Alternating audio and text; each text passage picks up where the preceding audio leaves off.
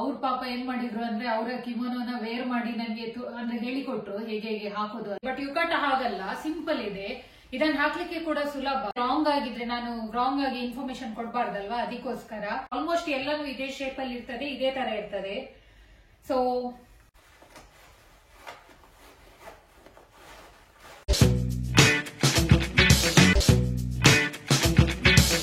Hello, ಕೊನಿಚಿವಾ, ನಮಸ್ಕಾರ ಎಲ್ರಿಗೂ. Welcome back to my channel. ನಾನಿವತ್ತು ವಿಡಿಯೋ ಮಾಡ್ತಾ ಇರೋದು ಜಪಾನಿನ ಒಂದು ಟ್ರೆಡಿಷನಲ್ ಅಟೈರ್ ಕಿಮೋನೋ ಬಗ್ಗೆ. ಇದನ್ನ ನ್ಯಾಷನಲ್ ಡ್ರೆಸ್ ಆಫ್ ಜಪಾನ್ ಅಂತ ಕೂಡ ಹೇಳ್ತಾರೆ. ಈಗ ಹೇಗೆ ಇಂಡಿಯಾದಲ್ಲಿ ನಮ್ಗೆ ನಾವು ಸೀರೆ ಹಾಕೊಳ್ತೇವಲ್ವಾ, ಸೀರೆ ಹಾಕೋದಂದ್ರೆ ನಮ್ಗೆ ಇಷ್ಟ. ಸೊ ಸೀರೆ ಹಾಕ್ಲಿಕ್ಕೆ ಅದರದ್ದೇ ಆದ ಒಂದು ಮೆಥಡ್ ಇದೆ ಹೇಗೆ ಹಾಕೋದಂತ. ಅದೇ ತರ ಕಿಮೋನೋ ಹಾಕ್ಲಿಕ್ಕೆ ಕೂಡ ಹಾಗೇನೆ ಅದರದ್ದೇ ಆದ ಒಂದು ಮೆಥಡ್ ಇದೆ ಹೇಗೆ ಹಾಕೋದು ಅಂತ. ಈಗ ನಾವು ಹೇಗೆ ಟೆಂಪಲ್ಗೆಲ್ಲ ಹೋಗುವಾಗ ಸಾರಿ ಹಾಕೊಂಡು ಹೋಗ್ತೇವಲ್ವಾ, ಅದೇ ತರ ನಾವು ಇಲ್ಲಿ ಜಪಾನಿಗೆ ಬಂದ್ಮೇಲೆ ತುಂಬಾ ಜನರನ್ನ ನೋಡಿದ್ದೇವೆ. ನಾವು ಟೆಂಪಲ್ ಶ್ರೈನ್ಸ್ಗೆಲ್ಲ ಹೋದಾಗ ಅಲ್ಲಿ ಹೆಚ್ಚಿನವರು ಕಿಮೋನೋ ಹಾಕೊಂಡು ಬರ್ತಾರೆ. ಅಂಡ್ ಟೂರಿಸ್ಟ್ ಕೂಡ ಹಾಗೇನೆ ಇಲ್ಲಿ ಜಪಾನಿಗೆ ಬರೋರು ಕಿಮೋನೋನ ಟ್ರೈ ಮಾಡ್ತಾರೆ. ಇಲ್ಲಿ ತುಂಬಾ ಕಿಮೋನೋ ರೆಂಟಲ್ ಶಾಪ್ಸ್ ಎಲ್ಲ ಉಂಟು. ಅಂದ್ರೆ ಅಲ್ಲಿ ಹೋದ್ರೆ ಅವರೇ ನಮ್ಮನ್ನು ಫುಲ್ ರೆಡಿ ಮಾಡ್ತಾರೆ, ಹೇರ್ ಸ್ಟೈಲ್ ಇಂದ ಹಿಡಿದು ಎಲ್ಲಾನು ಮಾಡ್ತಾರೆ. ಬಟ್ ಸ್ವಲ್ಪ ಕಾಸ್ಟ್ಲಿ ಇರ್ತದೆ, ಆದ್ರೂ ಕೂಡ ಎಲ್ಲರೂ ಟ್ರೈ ಮಾಡ್ತಾರೆ. ಅಂದ್ರೆ ಇಲ್ಲಿನ ಕಿಮೋನೋ ಎಲ್ರಿಗೂ ಇಷ್ಟ ಆಗ್ತದೆ. ಕಿಮೋನೋದಲ್ಲಿ ಕೂಡ ಕೆಲವೊಂದು ಟೈಪ್ ಇದೆ.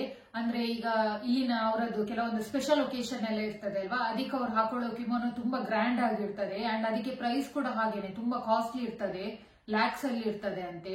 ಸೊ ಯೂಶುವಲ್ ಆಗಿ ಇವರು ಯುಕಟ ಅಂತ ಹಾಕ್ತಾರೆ. ಯುಕಟ ಅಂದ್ರೆ ನಾರ್ಮಲ್ ಸಿಂಪಲ್ ಕಿಮೋನೋ ಅದು. ಅಂಡ್ ಸಮ್ಮರ್ ಅಲ್ಲಿ ಎಲ್ಲ ಯೂಸ್ ಮಾಡುವಂತದ್ದು. ತುಂಬಾ ಜನ ಅದನ್ನೇ ಯೂಸ್ ಮಾಡೋದು. ಬಟ್ ಸ್ಪೆಷಲ್ ಒಕೇಶನ್ ಏನಾದ್ರು ಇದ್ರೆ ಗ್ರ್ಯಾಂಡ್ ಕಿಮೋನೋಸ್ ಹಾಕ್ತಾರೆ ಅಷ್ಟೇ. ಅಂದ್ರೆ ಈ ಕಿಮೋನೋ ಹಾಕೋದು ಕೂಡ ಹಾಗೇನೆ ಸ್ವಲ್ಪ ಟ್ರಿಕ್ಕಿ ಇದೆ. ನನಗೆ ಆಕ್ಚುಲಿ ಗೊತ್ತಿರ್ಲಿಲ್ಲ ಹೇಗೆ ಹಾಕೋದಂತ. ನಾನು ತುಂಬಾ ಯೂಟ್ಯೂಬ್ ಅಲ್ಲಿ ಎಲ್ಲ ಸರ್ಚ್ ಮಾಡಿದೆ, ಅಂದ್ರೆ ಹೌ ಟು ವೇರ್ ಕಿಮೋನೋ ಹಾಗೆಲ್ಲ. ಅಂಡ್ ಫೈನಲಿ ನಾನು ನನ್ನ ಟೀಚರ್ನ ಕೇಳಿದೆ, ಜಾಪನೀಸ್ ಟೀಚರ್. ಅವ್ರ ಪಾಪ ಏನ್ ಮಾಡಿದ್ರು ಅಂದ್ರೆ ಅವರ ಕಿಮೋನೋನ ವೇರ್ ಮಾಡಿ ನನಗೆ ಅಂದ್ರೆ ಹೇಳಿಕೊಟ್ರು ಹೇಗೆ ಹೇಗೆ ಹಾಕೋದು ಅಂತ. ಇವಾಗ ಸ್ವಲ್ಪ ಐಡಿಯಾ ಬಂದಿದೆ. ಸೊ ನಾನ್ ನಿಮ್ಗೆ ಹೇಳ್ತೇನೆ ಹೇಗೆ ಹಾಕೋದು ಏನು ಅಂತ. ಇವಾಗ ನೋಡಿ, ಇಲ್ಲಿ ನನ್ ಜೊತೆ ಇರೋದು ಇದು ಸಿಂಪಲ್ ಯುಕಟ.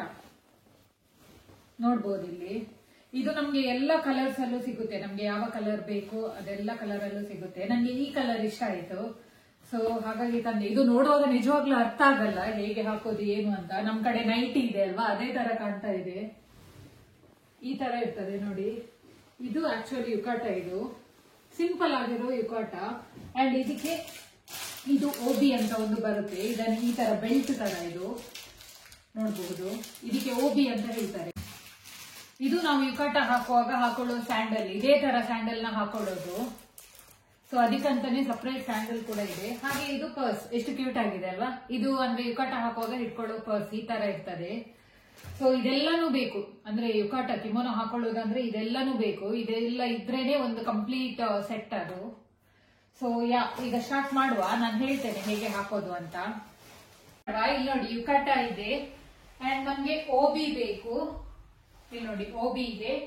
ಹಾಗೇನೆ ಇದಕ್ಕೆ ಹಿಮೋ ಅಂತ ಹೇಳ್ತಾರೆ. ಅಂದ್ರೆ ಒಂದು ರಿಬ್ಬನ್ ತರ ಇರ್ತದೆ, ಜಸ್ಟ್ ಟೈ ಮಾಡ್ಲಿಕ್ಕೆ ಸ್ಟ್ರಿಂಗ್ ತರ ಅಷ್ಟೇ. ಈ ಮೂರ್ ಇದ್ರೆ ಸಾಕು. ನಾನು ಆವಾಗ್ಲೇ ಹೇಳಿದೆ ಅಲ್ವಾ, ಕಿಮೋನೋ ಬೇರೆ ಯುಕಟ ಬೇರೆ. ಕಿಮೋನೋ ಸ್ವಲ್ಪ ಹಾಕ್ಲಿಕ್ಕೆ ಸಹ ಕಷ್ಟ, ಅದರಲ್ಲಿ ಒಂದ್ 2-3 ಲೇಯರ್ ಜಾಸ್ತಿ ಇರ್ತದೆ ಅಂತೆ. ಬಟ್ ಯುಕಟ ಹಾಗಲ್ಲ, ಸಿಂಪಲ್ ಇದೆ. ಇದನ್ನ ಹಾಕ್ಲಿಕ್ಕೆ ಕೂಡ ಸುಲಭ. ಇವ್ರು ಇಲ್ಲಿ ಸಮ್ಮರ್ ಫೆಸ್ಟಿವಲ್ ಆಗಿರ್ಬೋದು, ಹಾಗೆ ಫೈರ್ ವರ್ಕ್ ಫೆಸ್ಟಿವಲ್, ಅದಕ್ಕೆಲ್ಲ ಜಾಸ್ತಿ ಯುಕಟನೇ ಹಾಕೊಂಡು ಹೋಗೋದು. ಅಂಡ್ ಕಿಮೋನೋ ಹಾಕ್ಲಿಕ್ಕೆ ಇಲ್ಲಿಯವರಿಗೆ ಕೂಡ ಕೆಲವೊಬ್ಬರಿಗೆ ಅಷ್ಟೊಂದು ಬರಲ್ಲ ಅಂತೆ, ಸ್ವಲ್ಪ ಕಷ್ಟ ಇದೆ. ಬಟ್ ಈ ಯುಕಟ ಹಾಕೋದು ನಾನು ಸ್ವಲ್ಪ ವಿಡಿಯೋಸ್ ಅದೆಲ್ಲ ನೋಡಿ ಕಲ್ತ್ಕೊಂಡಿದ್ದೇನೆ. ಬಟ್ ಪರ್ಫೆಕ್ಟ್ ಬರ್ತದೆ ಅಂತ ನಾನು ಹೇಳುದಿಲ್ಲ. ನನ್ಗೆ ಎಷ್ಟಾಗುತ್ತೋ ಅಷ್ಟು ನಾನು ಇವತ್ತು ಹೇಳಿಕೊಡ್ತೇನೆ. ನೋಡಿ ಈ ತರ ಇದೆ, ಇಷ್ಟು ಲಾಂಗ್ ಆಗಿದೆ. ಸೊ ಇದನ್ನೀಗ ಫಸ್ಟ್ ಗೆ ನಾರ್ಮಲ್ ಆಗಿ ಈ ತರ ವೇರ್ ಮಾಡೋದು. ನಾರ್ಮಲ್ ಆಗಿ ಈ ತರ ಡ್ರೆಸ್ ಯಾರು ಹಾಕೊಳ್ಳಲ್ಲ, ಅದರದ್ದೇ ಸಪರೇಟ್ ಇನ್ನರ್ ವೇರ್ ಇರ್ತದಲ್ವಾ, ಅದನ್ನ ಹಾಕಿ ಅದ್ರ ಮೇಲೆ ಇದನ್ನ ಹಾಕೊಳ್ಳೋದು. ಇವಾಗ ನೋಡಿ ಇಲ್ಲಿ ಇದೆರಡು ಸೇಮ್ ಹೈಟ್ ಅಲ್ಲಿ ಇದೆ. ಇದು ಸೇಮ್ ಹೈಟ್ ಅಲ್ಲಿ ಇರ್ಬೇಕು. ನಂತರ ಇದನ್ನ ಈ ತರ ಇಟ್ಕೊಂಡು, ಓಕೆ, ಇಲ್ಲಿ ನೋಡಿ ಇದು ತುಂಬಾ ಉದ್ದ ಇದೆ ಅಲ್ವಾ ಕೆಳಗಡೆ. ಸೊ ಏನ್ ಮಾಡ್ಬೇಕಂದ್ರೆ ಇದನ್ನ ಈ ಹೈಟಿಗೆ ತರಬೇಕು. ಈ ಹೈಟ್ ಅಲ್ಲಿ ಇದ್ರೆ ಸಾಕು. ಸೊ ಫಸ್ಟಿಗೆ ರೈಟ್ ಇಂದ ಲೆಫ್ಟಿಗೆ ಹಾಕಬೇಕು, ನಂತರ ಲೆಫ್ಟ್ ಟು ರೈಟ್.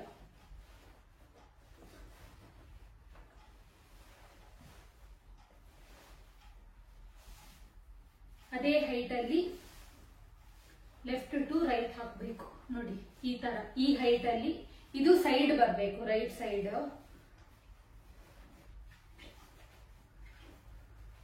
ಸೊ ಈ ತರ ಆದ್ಮೇಲೆ ಇದಿದೆ ಅಲ್ವಾ ರಿಬ್ಬನ್, ಇದನ್ನ ಇಲ್ಲಿ ಟೈಟ್ ಆಗಿ ಕಟ್ಟಬೇಕು.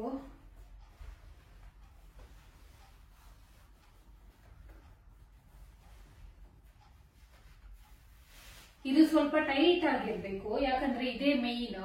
ಇದು ಲೂಸ್ ಆದ್ರೆ ಇಲ್ಲಿ ಕೆಳಗಡೆ ಇದು ಕೆಳಗೆ ಬರುತ್ತೆ, ಅದ್ರ ಉದ್ದ ಆಗ್ತದೆ. ಸೊ ಇದನ್ನ ಟೈಟ್ ಆಗಿ ಕಟ್ಟಬೇಕು.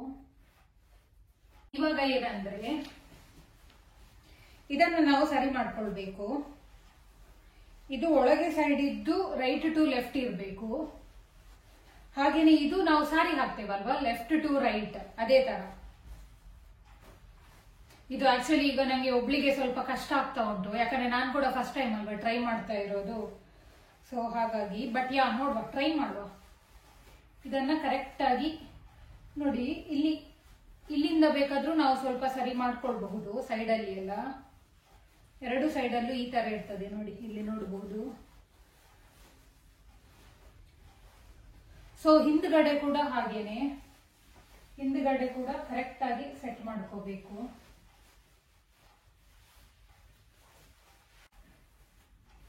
ಓಕೆ, ಇವಾಗ ಇದೆಲ್ಲ ಕರೆಕ್ಟ್ ಸೆಟ್ ಆಗಿ ಆದ ನಂತರ ಇದನ್ನ ಇನ್ನೊಂದ್ಸಲ ಟೈ ಮಾಡಬೇಕು ಹೊರಗಡೆಯಿಂದ.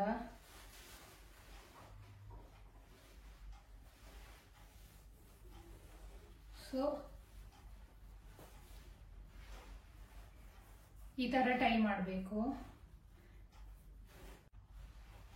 ನೋಡಿ. ಇವಾಗ ಈ ತರ ನೀಟಾಗಿ ಬಂದಿದೆ.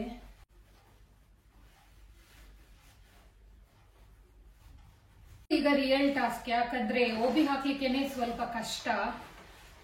ಸೊ ಟ್ರೈ ಮಾಡುವ, ನೋಡುವ.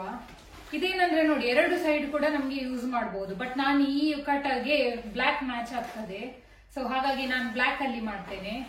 ಬೇರೆ ಕಲರ್ ಇದ್ರೆ ಈ ಕಲರ್ ಓಬಿ ಕೂಡ ಅಂದ್ರೆ ಈ ತರ ಕೂಡ ಯೂಸ್ ಮಾಡಬಹುದು.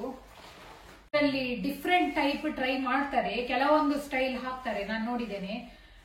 ಬಟ್ ನಾನು ಸ್ವಲ್ಪ ಸಿಂಪಲ್ ಆಗಿರೋದನ್ನ ಇವತ್ತು ಟ್ರೈ ಮಾಡ್ತೇನೆ. ಸೊ ಫಸ್ಟಿಗೆ ಈಗ ಇಷ್ಟು ದಪ್ಪ ಇದೆ ಅಲ್ವಾ, ಇದನ್ನು ಹಾಫ್ ಮಾಡ್ಕೊಳ್ಬೇಕು. ಹಾಫ್ ಮಾಡ್ಕೊಂಡು ಈ ಓಪನ್ ಸೈಡ್ ಇದೆ ಅಲ್ವಾ, ಅದನ್ನು ಈ ತರ ನಮ್ ಸಾರಿ ಸೆರಗ್ ಹಾಕ್ತೇವಲ್ವಾ, ಸೊ ಅದೇ ತರ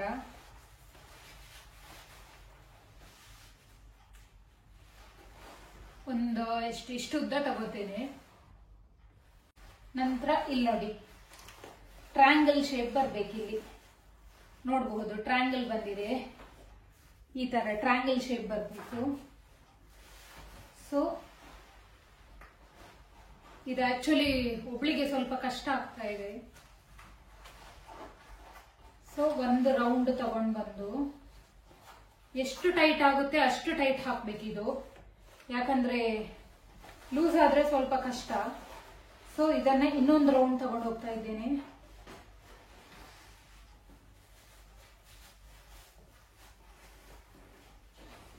ಸೊ ಇಲ್ಲಿಗೆ 2 ರೌಂಡ್ ಆಯ್ತಲ್ವಾ. ಇವಾಗ ಏನ್ ಮಾಡ್ಬೇಕಂದ್ರೆ ಇದನ್ನ ಮತ್ತೆ ಹಾಫ್ ಮಾಡಬೇಕು. ಇಲ್ಲಿ ನೋಡಿ, ಈ ತರ ಮತ್ತೆ ಹಾಫ್ ಮಾಡಿದ್ದೇನೆ. ನೆಕ್ಸ್ಟ್ ಇವಾಗ ಇದಿದೆ ಅಲ್ವಾ, ಇಲ್ಲಿ ಮೇಲ್ಗಡೆ ಇದನ್ನ ಕೆಳಗೆ ತರಬೇಕು. ಇಲ್ಲಿ ಇದೆ ಅಲ್ವಾ, ನಾವು ಆವಾಗಲೇ ಹಾಫ್ ಮಾಡಿದ್ವಲ್ವಾ, ಇಲ್ಲಿಂದ ಮೇಲೆ ಇಳಿಬೇಕು.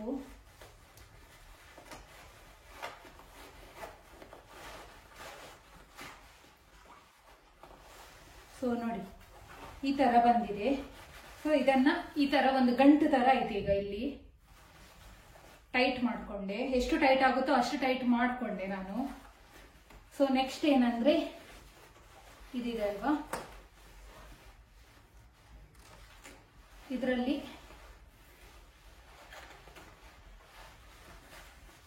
ಇದನ್ನು ಈ ತರ ಮಾಡಿಕೊಂಡು ನೋಡಿ, ಇಷ್ಟು ಉದ್ದ ಬಂತು, ಈ ತರ ಇದೆಯಾ. ಇವಾಗ ಏನ್ ಮಾಡ್ಬೇಕಂದ್ರೆ ಇಲ್ಲಿ ಹಾಗೇನೆ ಈ ಸೈಡ್ ನೋಡಿ, ಈಗ ಹೇಗಾಯ್ತು, ಒಂದು ಬೋ ಟೈಪ್ ಆಗಿಲ್ವಾ.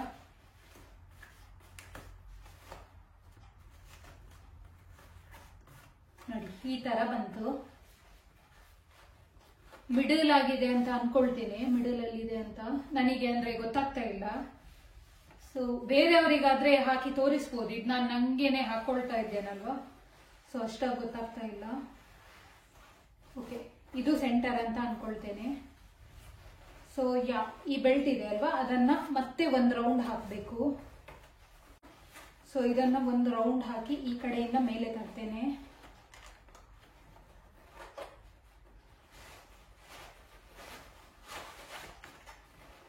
ನೋಡಿ ಈ ತರ.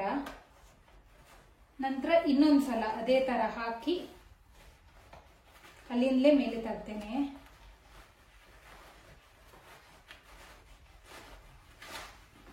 ಇಷ್ಟ ಆಯ್ತಾ? ಈ ತರ ಬಂದಿದೆ. ಸೊ ಇದನ್ನ ಇವಾಗ ಹಾಗೆ ಸುಮ್ಮನೆ ಫೋಲ್ಡ್ ಮಾಡಿ ಈ ಬೆಲ್ಟ್ ಒಳಗಡೆ ಹಾಕ್ತಾ ಇದ್ದೇನೆ, ಅಂದ್ರೆ ಕಾಣಬಾರ್ದು ಅಂತ.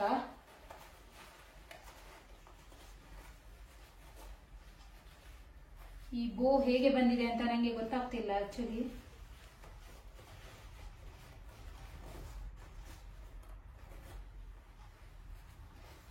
ಇಷ್ಟ ಆಯ್ತಾ? ಸೊ ಇವಾಗ ಏನ್ ಮಾಡ್ಬೇಕಂದ್ರೆ ಇದನ್ನ ಹಾಗೇನೆ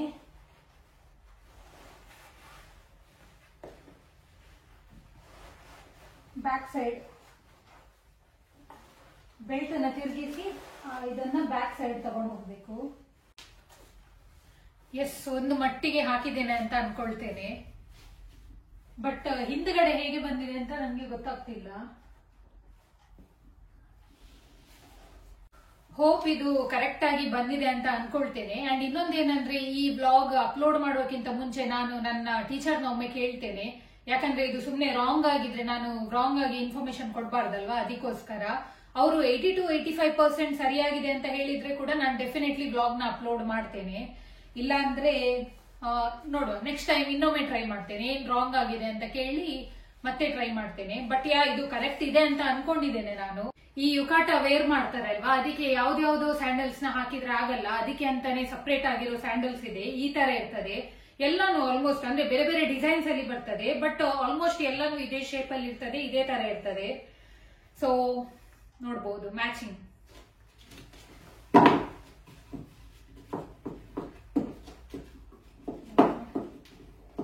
ಯುಕಾಟ ಹಾಕುವಾಗ ಇದೇ ತರ, ನಂಗೆ ಗೊತ್ತಿಲ್ಲ ನಿಮ್ಗೆ ಕಾಣ್ತಾ ಇದೆಯಾ ಇಲ್ವಾ ಅಂತ.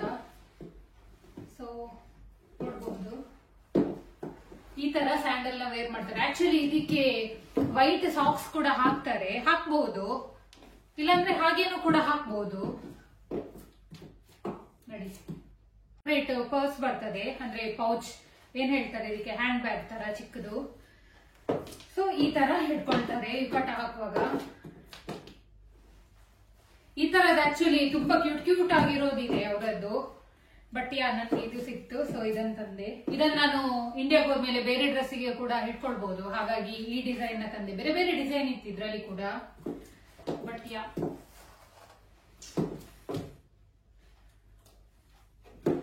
ಇದು ಕಂಪ್ಲೀಟ್ ಯುಕಾಟ ಸೆಟ್ ಅಂತ ಹೇಳ್ಬಹುದು. ಎಸ್, ನೋಡಿದ್ರಲ್ವಾ ಹೇಗೆ ಯುಕಾಟ ವೇರ್ ಮಾಡೋದು ಅಂತ. ಆಕ್ಚುಲಿ ನನ್ಗೆ ಫಸ್ಟ್ ಟೈಮ್ ಜಪಾನಿಗೆ ಬಂದಾಗ ತುಂಬಾ ಕ್ಯೂರಿಯಾಸಿಟಿ ಇತ್ತು, ಅಂದ್ರೆ ಈ ಯುಕಾಟ ಹಾಕೋದು ಕಲಿಬೇಕು ಅಂತ. ಸೊ ನಾನೇ ವಿಡಿಯೋಸ್ ಎಲ್ಲ ನೋಡಿ ಸರ್ಚ್ ಮಾಡಿ ಪ್ರಾಕ್ಟೀಸ್ ಮಾಡಿ ಹಾಕಿ ತೋರಿಸಿದ್ದೇನೆ. ಸೊ ಇದ್ರಲ್ಲಿ ಏನಾದ್ರೂ ಚಿಕ್ಕ ಪುಟ್ಟ ಮಿಸ್ಟೇಕ್ಸ್ ಇರಬಹುದು, ಸೊ ಏನಾದ್ರೂ ಇದ್ರೆ ಐ ಆಮ್ ರಿಯಲಿ ಸಾರಿ. ನನ್ಗೆ ಎಷ್ಟು ಬರುತ್ತೋ ಅಷ್ಟು ನಾನು ಕಲಿತು ಪ್ರಾಕ್ಟೀಸ್ ಮಾಡಿ ಹಾಕಿ ತೋರಿಸಿದ್ದೇನೆ. ಸೊ ಈ ವಿಡಿಯೋ ನಿಮ್ಗೆಲ್ಲ ಇಷ್ಟ ಆಯ್ತು ಅಂತ ಅನ್ಕೊಳ್ತೇನೆ. ಇಷ್ಟ ಆಗಿದ್ರೆ ಪ್ಲೀಸ್ ಲೈಕ್, ಶೇರ್, ಕಮೆಂಟ್ ಮಾಡಿ. ಹಾಗೆ ನನ್ನ ಚಾನೆಲ್ ನ ಸಬ್ಸ್ಕ್ರೈಬ್ ಮಾಡೋದು ಮರಿಬೇಡಿ. ಏನಾದ್ರೂ ಹೇಳೋದಿದ್ರೆ ಪ್ಲೀಸ್ ಕಮೆಂಟ್ಸ್ ಅಲ್ಲಿ ತಿಳಿಸಿ. ನೆಕ್ಸ್ಟ್ ಇನ್ನೊಂದು ಯಾವ್ದಾದ್ರು ಇಂಟ್ರೆಸ್ಟಿಂಗ್ ವ್ಲಾಗ್ ಜೊತೆಗೆ ಮತ್ತೆ ಸಿಗೋಣ. ಬಾಯ್ ಬಾಯ್.